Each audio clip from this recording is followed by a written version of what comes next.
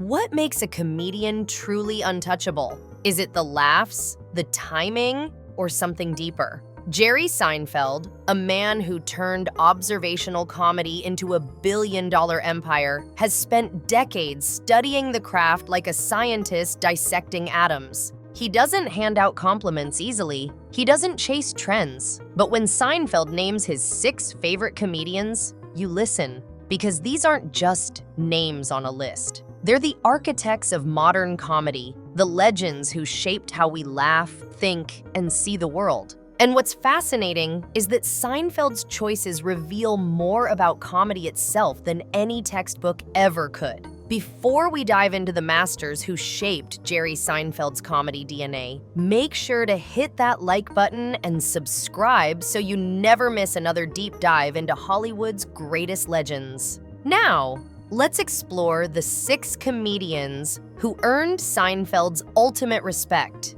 Comedy is a strange art form.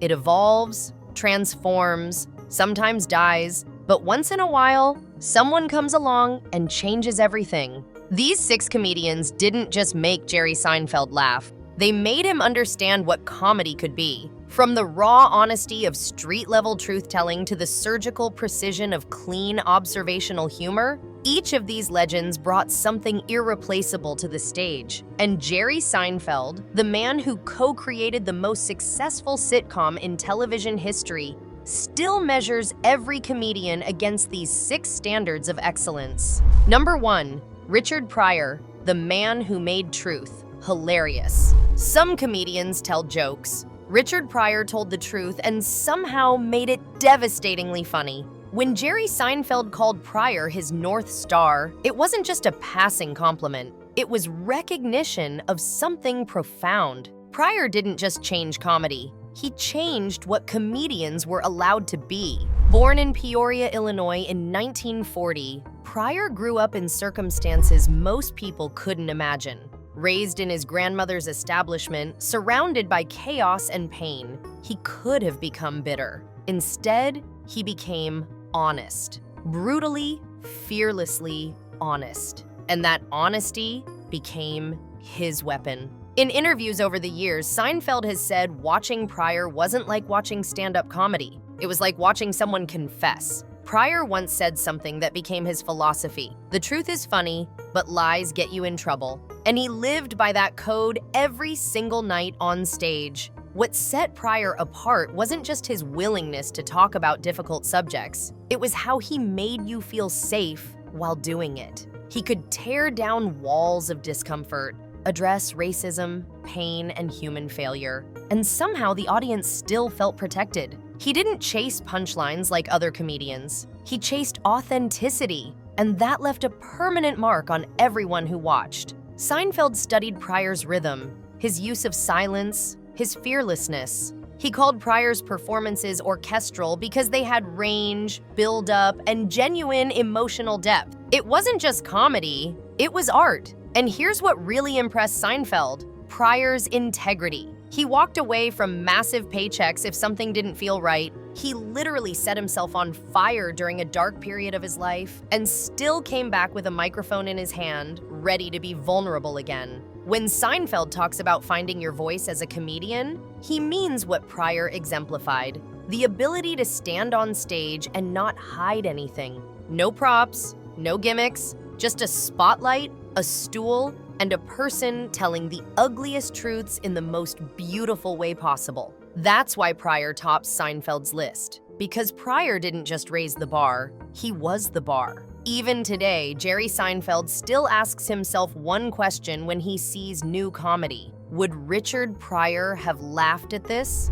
Number 2, George Carlin, the comedian who weaponized words. Jerry Seinfeld never wanted to be political, but he never stopped admiring the man who turned political comedy into high art. George Carlin didn't tell jokes. He detonated them. He took language, dissected it like a surgeon, and used it to expose everything wrong with society: the system, the media, religion, culture itself. Even though Seinfeld built his career on being famously apolitical, he called Carlin one of the greatest craftsmen comedy has ever produced.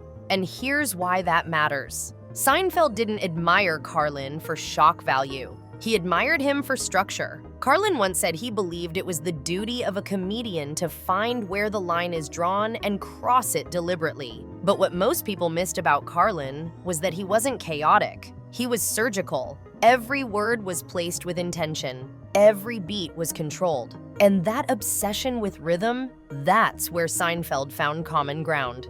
Seinfeld once described Carlin's delivery as watching a jazz drummer who also happens to be holding a grenade. It was beautiful and dangerous at the same time. But it wasn't just technique, it was conviction. Carlin stood alone. He never begged for laughs. He never softened the edges to make audiences comfortable. Even as his routines grew darker, sharper, more ruthless in his later years, he refused to bend. And that commitment, that fearlessness, that total disregard for safe material stuck with Seinfeld. He called Carlin a comedian's comedian, not because he was easy to follow, but because he was impossible to imitate. There's a famous clip of Carlin performing just months before he passed away in 2008. He was frailer, quieter, but still absolutely lethal, still carving through hypocrisy like a hot knife through butter. Seinfeld watched that performance and said something that reveals everything about why he respected Carlin. That's a man who still had more to say. Because Carlin didn't just write comedy material, he wrote manifestos. And in a world full of comedians desperate to go viral, Carlin reminded Seinfeld of something far more valuable: how to become timeless. Number 3, Don Rickles, the master of organized chaos. There's funny, and then there's fearless. Don Rickles was fearless. He didn't warm up an audience, he set them on fire. And somehow, Jerry Seinfeld never missed a Rickles show when he had the chance. Not because he agreed with everything Rickles said, but because nobody controlled a room like him. Rickles once said something that perfectly captured his approach. I don't insult people. I describe them, and they're grateful for it. And that was the magic. On paper, Rickles was chaos. He insulted everyone by race, religion, appearance. Nothing was off limits. But in the room, it felt different. It felt like jazz. Brutal, fast, honest jazz. Seinfeld described watching Rickles as watching someone walk a tightrope while pouring gasoline on themselves. But here's the crucial detail. Rickles never punched down. His insults weren't cruelty. They were connection. He found a way to level every room he entered. Everyone was fair game, which meant everyone was equal. And somehow, people left his shows loving him even more. Jerry once shared a story about being roasted by Rickles backstage. He called me a wire hanger with a voice, Seinfeld recalled, and it was the greatest moment of my life. That's the Rickles effect. Because he didn't just joke around, he dominated rooms, not through ego, but through sheer presence. His timing, his unpredictability, it was lightning in a tuxedo. For Seinfeld, who built his entire career on observation and precision, Rickles represented the opposite side of the craft. Chaos, confidence, command. Two completely different wavelengths. Same ultimate goal: make the room stop breathing. Rickles never needed to write a sitcom because what he had couldn't be bottled. It had to be witnessed live. That's why Seinfeld put him on the list. Not because Rickles was safe, but because he made danger hilarious. Number 4, Bill Cosby, the master before the fall. This is perhaps the most complicated entry on Seinfeld's list. To understand why Jerry Seinfeld once named Bill Cosby among his greatest influences, you have to rewind decades. Back before the headlines and the trials. Back to a microphone, a stool, and a storyteller who fundamentally changed the rules of comedy. Bill Cosby didn't do characters. He didn't rely on punchlines. He told stories. Slow, sprawling, deceptively simple stories that brought entire rooms to complete silence. Seinfeld once said he could hold an audience with nothing, just a word, a breath, a pause. And that was Cosby's genius during his peak. His strength wasn't volume, it was rhythm. He built tension with silence. He created laughter from the most ordinary moments: a dentist appointment, a childhood bath, making a sandwich. For a young Jerry Seinfeld who was learning the anatomy of comedy in the 1970s and 80s, Cosby represented a blueprint. Not for style, but for structure. Cosby showed that you didn't need to shout to be heard. You just needed control, total control. He wasn't political, he wasn't outrageous, but when he spoke, audiences leaned in. He made comedy out of parenting, school, family dinners. He was, at that time, the master of relatability. Seinfeld described Cosby's comedy as surgical, not flashy, not loud, just perfectly constructed. But over time, the legacy fractured. The artistic impact remained in the history books, but the personal reputation crumbled. Seinfeld never erased the influence. He didn't defend it. He didn't explain it. He simply acknowledged the artist that once was and the role that artist played in shaping an entire generation of comedians.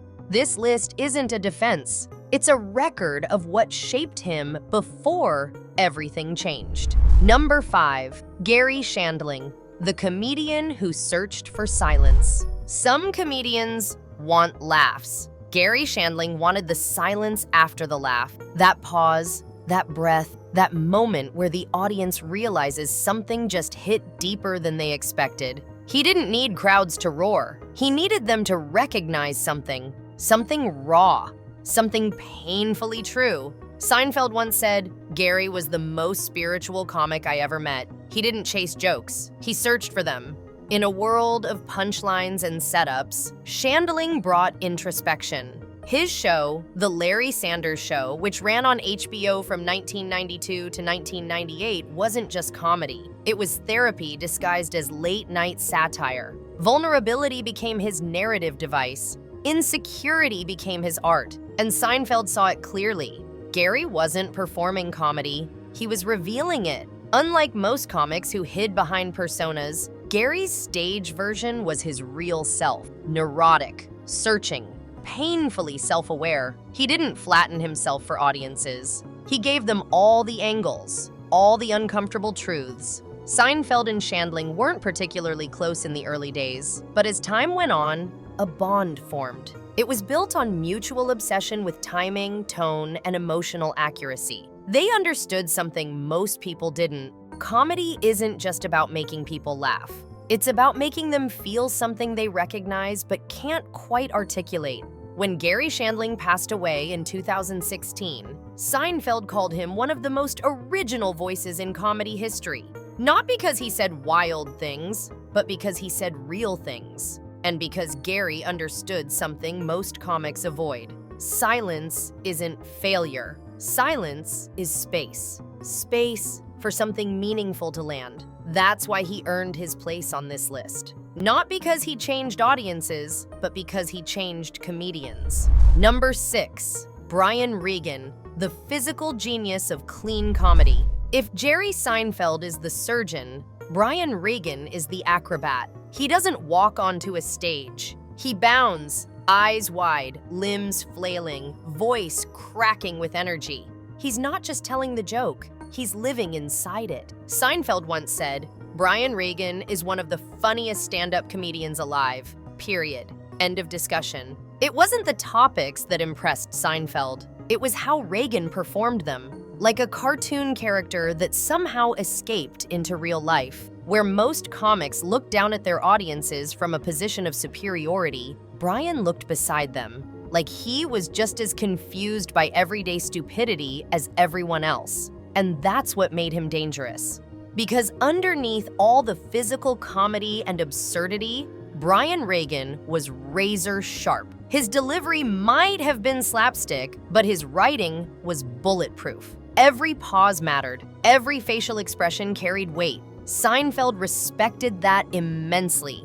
In an industry where comedians often go edgy or cynical to grab attention, Brian stayed clean and somehow still destroyed every single room he walked into. It wasn't a limitation, it was a superpower. Seinfeld admired that restraint, that commitment, that absolute trust in the craft itself. They eventually toured together, and backstage, Jerry Seinfeld was just another fan watching a master at work. Brian Regan doesn't shout to be heard. He doesn't curse to seem cool. He just is funny, pure, undiluted funny. And in an industry drowning in noise, that kind of clarity is incredibly rare. That's why Seinfeld put him on this list. Because sometimes the loudest laugh comes from the simplest truth, delivered by someone with wide eyes, bent knees, and absolutely perfect timing. The legacy of influence comedy is an ever-changing art form. It evolves, transforms,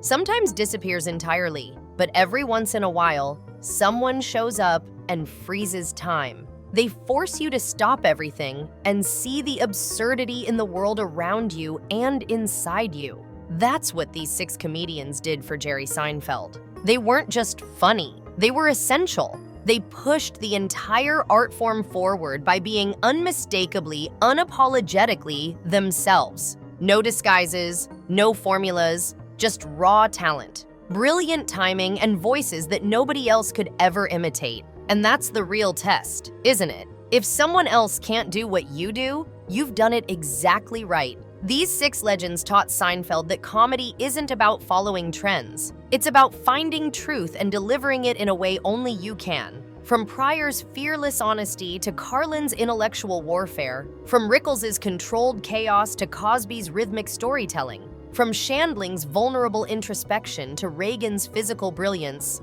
each comedian brought something irreplaceable to the stage. And Jerry Seinfeld, the man who became one of the wealthiest and most successful comedians in history, still measures every performance against these 6 standards. That's the ultimate compliment. Not just admiration, but the kind of respect that lasts forever. If you enjoyed this journey through comedy history and Jerry Seinfeld's greatest influences, make sure to like this video, subscribe to the channel, and drop a comment below telling us which comedian shaped your sense of humor. Who made you understand what funny really means? Let us know, because the legends who make us laugh the hardest are the ones we never forget.